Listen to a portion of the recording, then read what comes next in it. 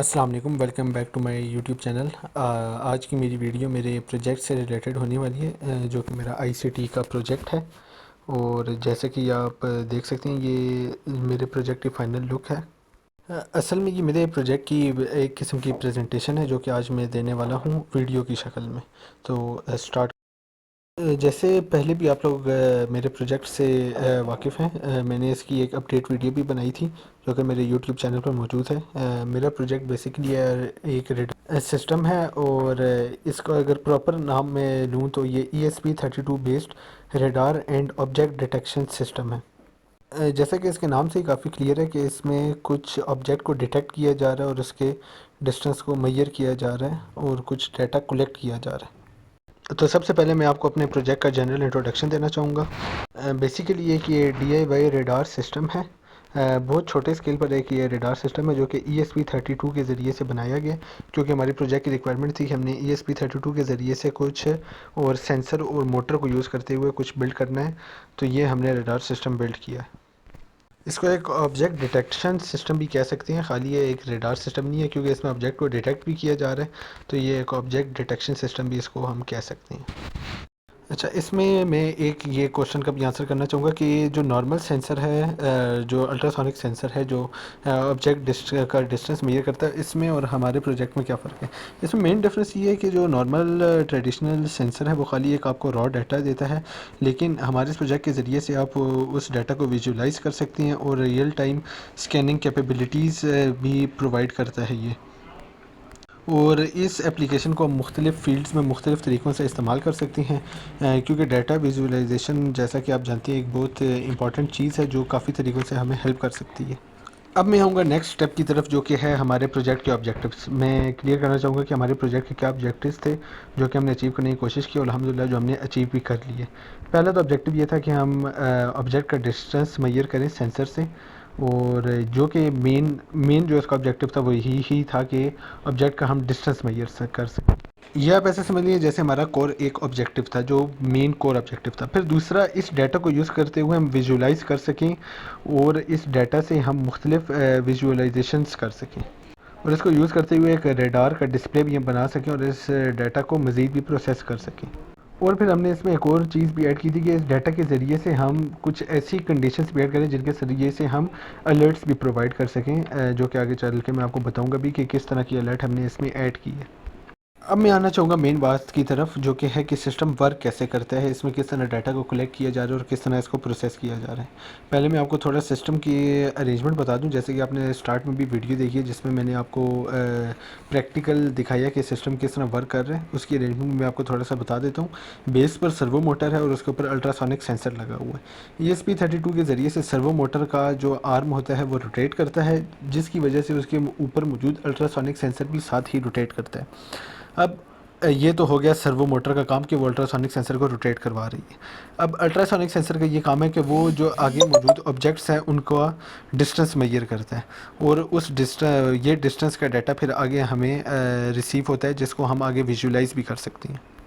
और साइमल्टेनियसली इसी डाटा को यूज़ करते हुए हम डिफरेंट अलर्ट्स भी क्रिएट कर सकते हैं। अगर ऑब्जेक्ट बहुत करीब है, जिस लिहाज से भी हम अपनी अलर्ट क्रिएट करना चाहें, वो डिफरेंट टूल्स को यूज़ करते हुए हम अलर्ट भी क्रिएट कर सकते हैं। हमारे केस में हमने एक ईमेल अलर्ट क्रिएट करने की कोशिश की है कि अगर ऑब्जेक्ट बहुत करीब हो तो एक हमें ईमेल अलर्ट आ जाए।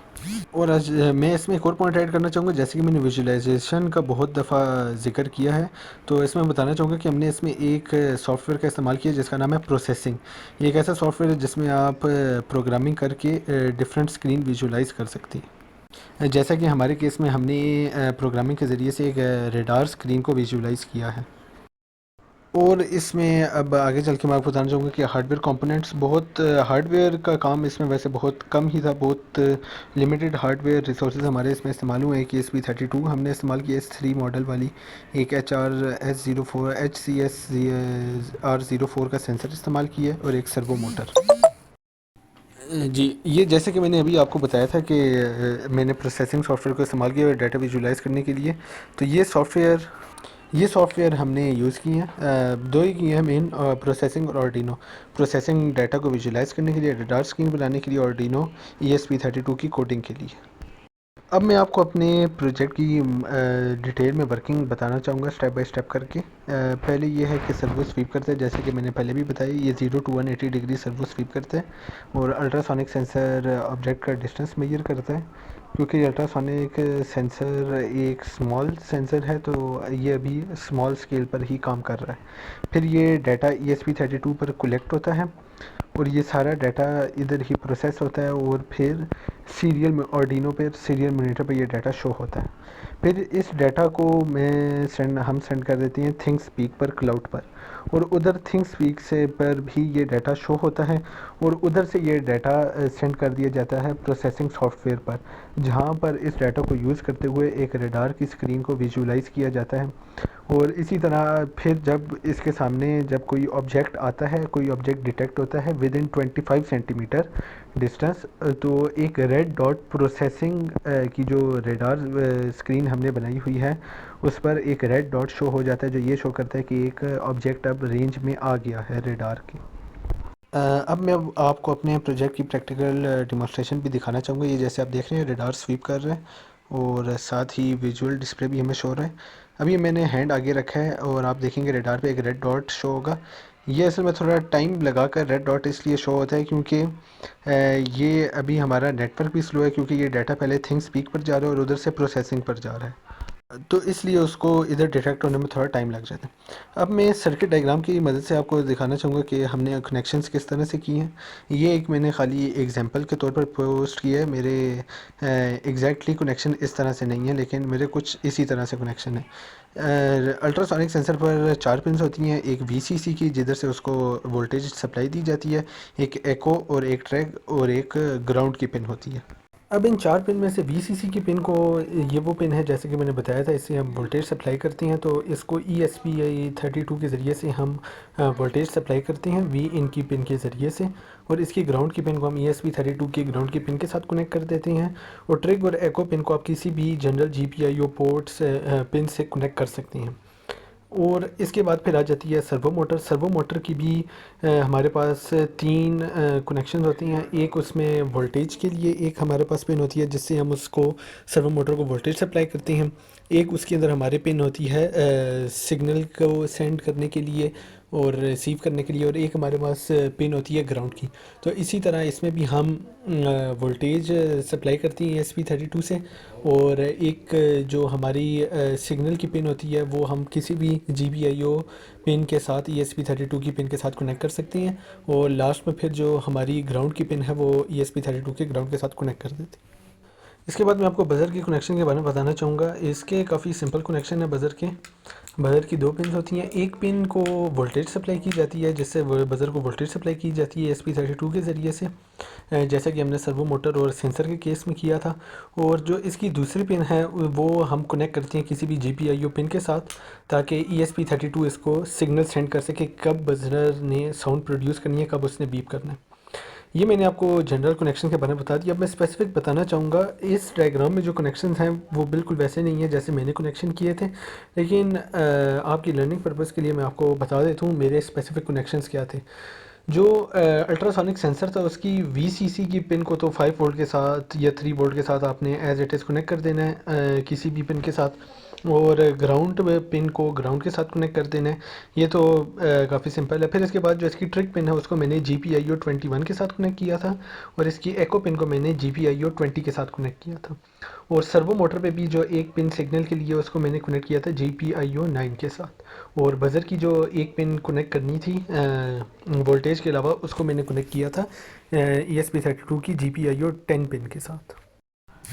और ये अब हमारे प्रोजेक्ट की एक ब्लॉक डायग्राम है, काफ़ी सिंपल सी डायग्राम है। जैसे कि पहले भी मैं एक्सप्लेन कर चुका हूँ, सारी वर्किंग वही इसी ब्लॉक डायग्राम में काफ़ी इजी तरीके से एक्सप्लेन किया गया है। एक इनपुट ब्लॉक है, जैसे कि SR04 सेंसर से इनपुट डाटा आ रहा है, और फिर एक प्रोसेसिंग ब्लॉक है, जैसे कि दिखाया गया ESP32 पर प्रोसेसिंग हो रही है, फिर वो डाटा सेंड हो रहा है थिंग स्पीक पर, और उधर से ही वो डाटा प्रोसेसिंग सॉफ्टवेयर पर भी सेंड हो रहा है। और इसी के साथ अगर आप देखें तो बीच में अलर्ट्स कम्युनिकेशन ब्लॉक में अगर आप देखें तो ईमेल अलर्ट्स भी इसके अंदर मैंने मेंशन की हुई है कि जब ऑब्जेक्ट बहुत करीब होगा तो ईमेल अलर्ट भी सेंड हो जाएगी। वैसे तो ये काफ़ी सिंपल प्रोजेक्ट है, लेकिन क्योंकि हमारे फर्स्ट प्रोजेक्ट है तो हमें काफ़ी इसमें कॉम्प्लिकेशंस भी फेस करनी पड़ी, काफ़ी प्रॉब्लम्स भी फेस करनी पड़ी। एक तो सबसे पहले जो सेंसर हमने यूज़ किया था वो वैल्यूज़ नहीं दे रहा था। हमने काफ़ी वायर्स वगैरह भी चेंज किए, उसमें हमारा काफ़ी टाइम लगा, लेकिन एंड में जब हमने सेंसर चेंज करके देखा तो हमें पता चला एक्चुअल प्रॉब्लम सेंसर में थी। दूसरा फिर वाईफाई कनेक्टिविटी में भी काफ़ी इशू आ रहा था, क्योंकि हमें ये नहीं पता था कि ESP32 हर वाईफाई के साथ कनेक्ट नहीं होती, बल्कि वो सिर्फ 2.4 गीगाहर्ट्ज़ फ्रीक्वेंसी वाले वाईफाई के साथ कनेक्ट होती है। तो जब तक आपके राउटर की फ्रीक्वेंसी 2.4 हर्ट्ज़ पर नहीं होगी तो वो ESP32 उस राउटर के साथ कनेक्ट नहीं होती। तो ये भी काफ़ी इधर इशू आया था। हमने बहुत ट्राई की थी ESP32 को वाईफाई से कनेक्ट करने की। इसमें हमने चैट GPT और मुख्तलिफ AI टूल्स का भी इस्तेमाल किया इस प्रॉब्लम को डीबग करने के लिए, लेकिन फाइनली अल्हम्दुलिल्लाह ये प्रॉब्लम भी हमारी सॉल्व हो गई। और एक और जो हमें शुरू में प्रॉब्लम आई थी, छोटी प्रॉब्लम थी, वो ये थी कि ESP32 की पिन हमारी अनसोल्डर्ड थी, जिसकी वजह से काफ़ी फ्लक्चुएशंस आ रही थी। फिर एक और, जैसे कि हमने थिंग स्पीक पर डाटा सेंड किया तो उसमें भी हमें काफ़ी थिंग स्पीक पर शुरू में डाटा सेंड करने में प्रॉब्लम आ रही थी, लेकिन फिर हमने मुख्तलिफ लाइब्रेरीज़ का इस्तेमाल करते हुए वो इशू भी हमारा सॉल्व हो गया। अब मैं प्रोजेक्ट की एप्लीकेशंस की तरफ से आऊँगा। ये काफ़ी वर्सेटाइल प्रोजेक्ट है। इसकी काफ़ी वर्सेटाइल एप्लीकेशंस है। देखने में तो प्रोजेक्ट वैसे बहुत सिंपल सा और स्मॉल प्रोजेक्ट है, लेकिन इसकी एप्लीकेशंस की अगर बात की जाए तो ये काफ़ी जगह पर इस्तेमाल हो सकते हैं। एक तो इसकी एप्लीकेशन, जो मैं फर्स्ट एप्लीकेशन बताना चाहूँगा, वो सिक्योरिटी के लिहाज से सिक्योरिटी एंड डिटेक्शन सिस्टम। ये सिक्योरिटी के लिए काफ़ी फ़ायदेमंद सिस्टम साबित हो सकता है, क्योंकि जैसे कि इसमें एक अलर्ट सिस्टम भी है, जो कि दो चीज़ों पर मुश्तमिल है। एक तो बज़र अलर्ट और एक ईमेल अलर्ट। तो इस वजह से ये से एक बेहतरीन security system as a security system भी ऐड कर सकते हैं। ऑब्वियसली लार्ज स्केल पर नहीं, एक स्मॉल स्केल पर। ये मतलब कि एक, आप इसको कह सकते हैं एक प्रोटोटाइप या फर्स्ट स्टेप हो सकता है, यानी कि ऐसा कोई सिक्योरिटी सिस्टम हो सकता है जो इससे थोड़ा एडवांस हो, लेकिन ये उसकी बेसिक फॉर्म है एक किस्म की। इसमें साथ साथ ये भी है, सिक्योरिटी के साथ साथ ये डिटेक्शन सिस्टम में भी ये हेल्प कर सकता है। सिक्योरिटी में ये साथ ऑब्जेक्ट को डिटेक्ट भी कर सकते हैं। और मेन फिर दूसरी अगर इसकी एप्लीकेशन देखें, जो मेन इसका मकसद है ऑब्स्टिकल डिटेक्शन। तो रोबोटिक्स में आपको पता है ऑब्स्टिकल डिटेक्शन की काफ़ी अहमियत है। ऑब्जेक्ट्स को डिटेक्ट करना और फिर उस लिहाज से अपना नेक्स्ट स्टेप लेना, आगे प्रोसेस करना, इसकी काफ़ी अहमियत है। तो ये काफ़ी इस लिहाज से भी ये काफ़ी यूज़फुल साबित हो सकता है, ऑब्स्टिकल डिटेक्शन इन रोबोटिक्स। तो ये इसकी एक अहम एप्लीकेशन है मेरे लिहाज से। और मेन हमारा जो मकसद था वो भी किसी तरह से आप कह सकते हैं इसको बनाने का यही था। जैसा कि मैंने आपको पहले भी बताया है कि पहले हम एक ऑब्स्टिकल अवॉइडर कार बनाने का सोच रहे थे, तो लेकिन वो काफ़ी कॉम्प्लेक्स एक प्रोजेक्ट था, तो उधर से ही नैरो डाउन करके हमने इस प्रोजेक्ट बनाने का सोचा। तो ये उसके अंदर भी इस्तेमाल हो सकता है, रोबोटिक्स के अंदर भी इस्तेमाल हो सकता है। तो इस तरह ऑब्स्टिकल डिटेक्शन में भी ये काफ़ी हेल्प कर सकता है। एक और इसकी एप्लीकेशन अगर हम देखें, तो वो है smart monitoring and industrial safety. ये एक बहुत इम्पॉर्टेंट इसकी एप्लीकेशन हो सकती है, इस लिहाज से कि ये सेफ्टी के लिए भी काफ़ी आप इसको इस्तेमाल कर सकते हैं, ख़ास तौर पर इंडस्ट्रियल लेवल पर। अब जैसे कि हम जाते हैं इंडस्ट्रियल लेवल पर, बहुत सी चीज़ों का ध्यान रखना पड़ता है, बहुत से लेवल्स का ध्यान रखना पड़ता है, कि बहुत सी वार्निंग्स का ध्यान रखना पड़ता है। तो सबसे पहले स्मार्ट मॉनिटरिंग एंड सर्विलेंस। अब ये काफ़ी आइडियल है for monitoring in warehouse, parking areas, corridors and industrial facilities. और इसका एक और प्लस पॉइंट ये भी है कि ये आपको एक क्लाउड कनेक्टिविटी भी प्रोवाइड करता है, यानी कि आप डाटा क्लाउड पर भी सेंड कर सकती हैं। यानी कि अगर आपने किसी वेयर हाउस पे इसको लगाया हुआ है ऑब्जेक्ट डिटेक्शन के लिए, जैसे कि ऑब्जेक्ट डिटेक्शन के लिए, और साथ साथ आपका डाटा क्लाउड पर भी सेंड हो रहा है, उधर भी सेव हो रहा है और रियल टाइम में क्लाउड पर भी डाटा सेंड हो रहा है, ताकि इन केस अगर कुछ डैमेज होता है वेयर हाउस को, या कुछ प्रॉब्लम आ जाती है वेयर हाउस में, जो इन स्टोर आपने डाटा रखा हुआ है वो लॉस्ट हो जाता है, तो इसका एक प्लस पॉइंट ये कि आपके पास क्लाउड पर वो डाटा लेकिन वो मौजूद होगा सब्सिक्वेंटली, तो आप क्लाउड से वो डाटा एक्सेस कर सकती हैं। अब दूसरी इसकी एप्लीकेशन, जो कि एक और काफ़ी इम्पॉर्टेंट एप्लीकेशन है, कि लार्ज जो इंडस्ट्रीज़ होती हैं, जो लार्ज वेयर हाउसेज़ होती हैं, उधर मुख्तलिफ मशीन्स वर्क कर रही होती हैं, मुख्तलिफ कंपोनेंट्स काम कर रही होती हैं, मुख्तलिफ ऐसी मशीन्स होती हैं जो काफ़ी ख़तरनाक भी होती हैं। मतलब इस लिहाज से ख़तरनाक होती हैं कि ह्यूमंस वो काफ़ी नुकसान भी पहुंचा सकती हैं, उनके कुछ ऐसे कंपोनेंट्स होती हैं। तो इस लिहाज से भी ये सिस्टम काफ़ी हेल्प कर सकता है, यानी कि ये सेफ्टी में भी आपके बड़े काम आ सकते हैं अगर आप इसको ऐसी मशीन्स जो कि जिनके अंदर कटर्स लगे हुए हैं, ब्लेड्स लगे हुए हैं, उसमें आप इसको लगा दें, ताकि जो ही कोई ह्यूमन या कोई बंदा उसके करीब आए तो ये बज़र अलर्ट के ज़रिए से आपको अलर्ट भी मिल सकती है। तो ये इस लिहाज से भी ये काफ़ी हेल्प कर सकते हैं।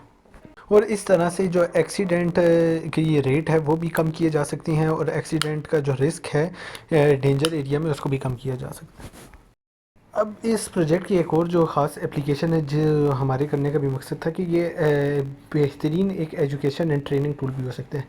यानी कि अगर आप देखें कि इस प्रोजेक्ट में तमाम फील्ड्स कवर की गई हैं, इसमें अगर इस प्रोजेक्ट को गौर से अगर डीपली अगर स्टडी किया जाए तो ये स्टूडेंट्स के लिए भी काफ़ी हेल्पफुल है, इस तरह से कि इसमें स्टूडेंट्स हार्डवेयर कंपोनेंट्स भी यूज़ हुए हैं, ESP32 का एक्सपोजर भी मिल सकता है, उसके साथ साथ आपको आर्डिनो का एक्सपोजर भी मिल जाता है, और इसी के साथ साथ हार्डवेयर के साथ साथ आपको काफ़ी सॉफ्टवेयर पे भी काम करने का एक्सपोजर मिल जाता है, और काफ़ी आपको सॉफ्टवेयर मुख्तलिफ सॉफ्टवेयर की भी समझ आ जाती है, जैसे कि प्रोसेसिंग सॉफ्टवेयर का भी इसमें इस्तेमाल किया गया है, तो उसकी इंटरफेस की भी समझ आ जाती है, और साथ साथ आर्डिनो की भी समझ आ जाती है, और साथ साथ क्लाउड पर डाटा किस तरह सेंड हो रहा है, क्लाउड पर किस तरह डाटा की वर्किंग होती है, क्लाउड पर किस तरह डाटा को सेंड करती हैं, उस लिहाज से भी ये प्रोजेक्ट काफ़ी हेल्पफुल है। जैसे कि हमारे केस में हमने थिंक स्पीक पर डाटा सेंड किया, तो इससे ये भी पता चल सकता है कि क्लाउड पर डाटा सेंड करने की क्या प्रोसेस और किस तरीके से क्लाउड पर डाटा सेंड किया जा सकता है, और किस तरह उसको क्लाउड पर सेव किया जा सकता है। इसके साथ इसकी मुख्तलिफ स्मॉल एप्लीकेशंस भी हो सकती हैं, स्मॉल अलर्ट सिस्टम जो भी इसको इस्तेमाल किया जा सकता है, ख़ास तौर पर IoT बेस्ड अलर्ट सिस्टम इसके ज़रिए से इस्तेमाल की जा सकती हैं, यानी कि स्मार्ट होम्स में भी इसका काफ़ी यूज़ हो सकता है, जैसे कि smart door system, smart locking system में भी इसको इस्तेमाल किया जा सकता है। जैसे कि आने वाली एज में स्मार्ट होम्स की बहुत बात हो रही है, जो IoT बेस्ड पर होंगे, IoT बेस्ड होंगे, तो इसमें भी इसका काफ़ी यूज़ हो सकता है। इसमें सिर्फ थोड़ी सी मॉडिफिकेशंस की ज़रूरत है, और ये सिस्टम इजीली अडेप्ट कर सकता है वेरियस IoT अलर्ट सिस्टम्स के साथ। जी, अब मैं आपको अपने जो मैंने आर्डिनो का कोड है वो मैं ज़रा थोड़ा एक्सप्लेन करना चाहूँगा। ये मैंने अपने मोबाइल पे आर्डिनो का कोड खोला हुआ है गिटहब रेपोजिटरी में, उसका मैं लिंक भी डिस्क्रिप्शन में डाल दूँगा। तो स्टार्ट में पहले ये आ जाती हैं लाइब्रेरी फ़ाइल्स। आर्डिनो को यूज़ करने का एक बड़ा एडवांटेज ये भी है कि इसकी काफ़ी रिच लाइब्रेरी है। इसमें आपको different header files, library files मिल जाती हैं। लाइब्रेरी के अंदर बेसिकली हेडर फाइल्स होती हैं। ये .h यही हमें शो करता है कि ये वाईफाई है की हेडर फाइल है, जैसे कि टॉप पर wifi.h लिखा हुआ है। तो ये आर्डिनो का बहुत बड़ा एडवांटेज है कि इसकी काफ़ी रिच लाइब्रेरी है। अराउंड द वर्ल्ड जितने भी यूज़र्स हैं इसके अंदर लाइब्रेरीज़ अपलोड करते रहती हैं विद टाइम, और ये काफ़ी हेल्प करती हैं। तो सबसे पहली जो हेडर फाइल हमारे पास हुई है wifi.h, ये वाईफाई से कनेक्ट करने के लिए, कनेक्टिविटी के लिए इस्तेमाल हुई है, ESP32 को वाईफाई से कनेक्ट करने के लिए। इसके बाद अगर देखें तो ESP32 server.h की हमने लाइब्रेरी फाइल इस्तेमाल, हेडर फाइल इस्तेमाल की है।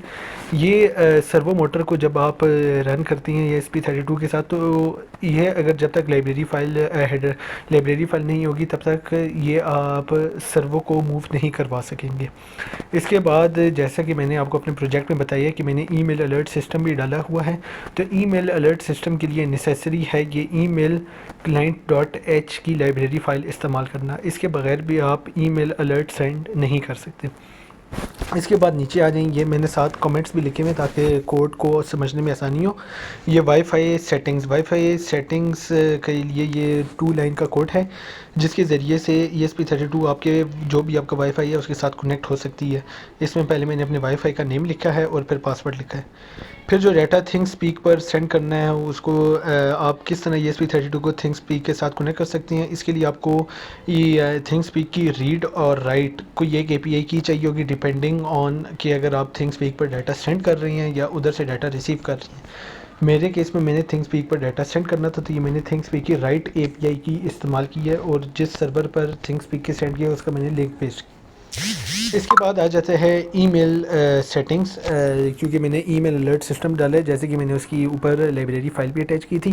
तो ईमेल के लिए ये कोड है कि जब बहुत ऑब्जेक्ट करीब आ जाएगा तो कि ईमेल कौन सेंड करेगा और किसको सेंड करेगा।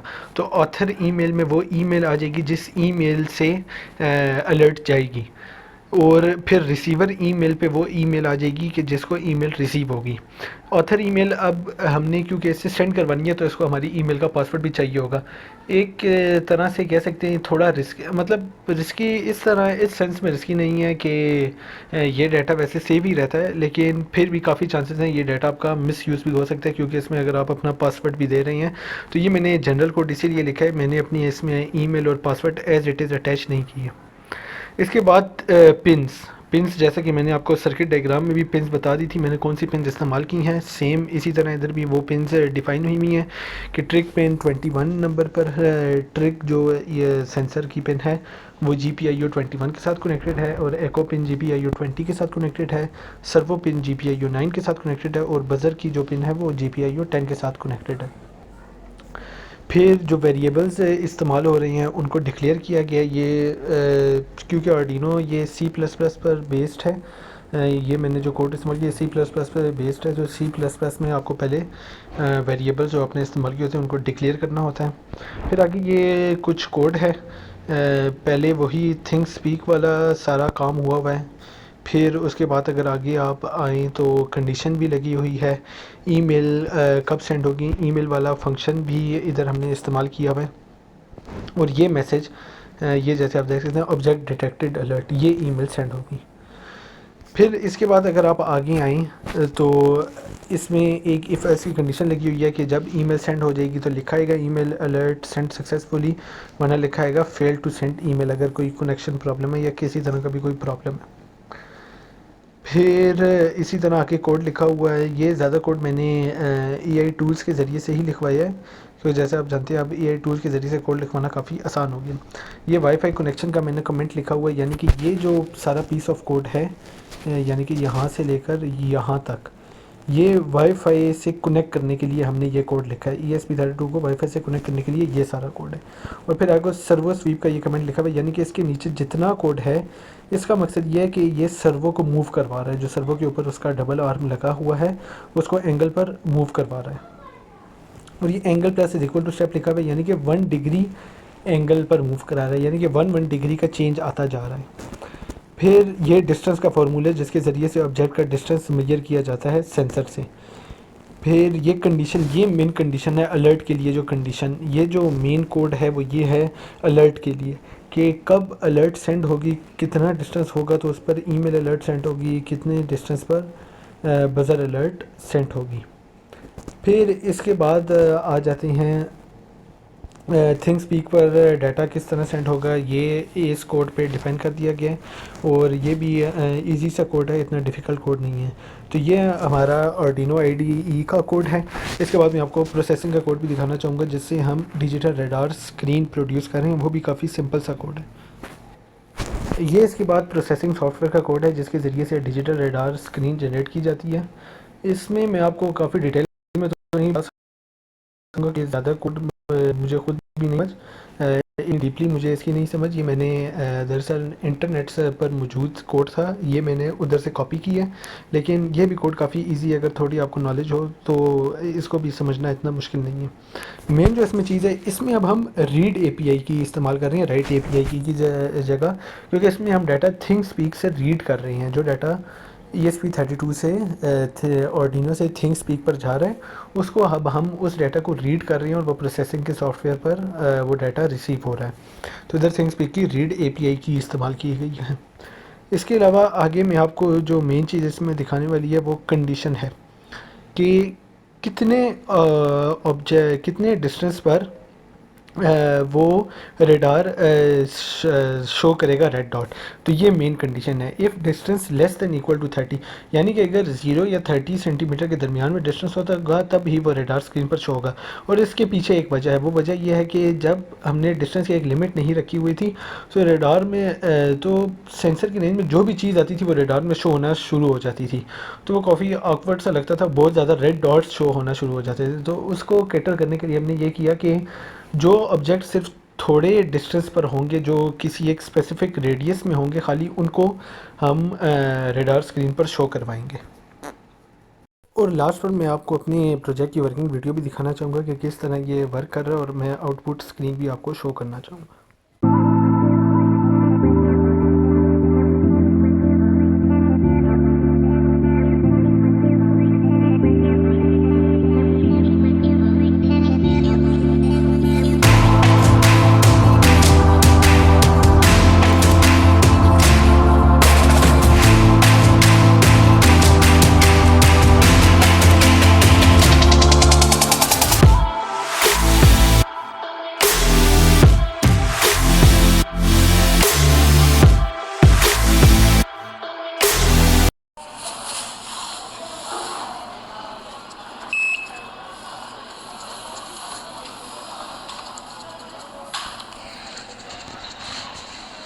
तो ये थी मेरी प्रोजेक्ट की प्रेजेंटेशन, और बहुत शुक्रिया जिन्होंने वीडियो पूरी देखी है। चैनल को सब्सक्राइब करें, लाइक करें, और थैंक्स फॉर वाचिंग। अल्लाह।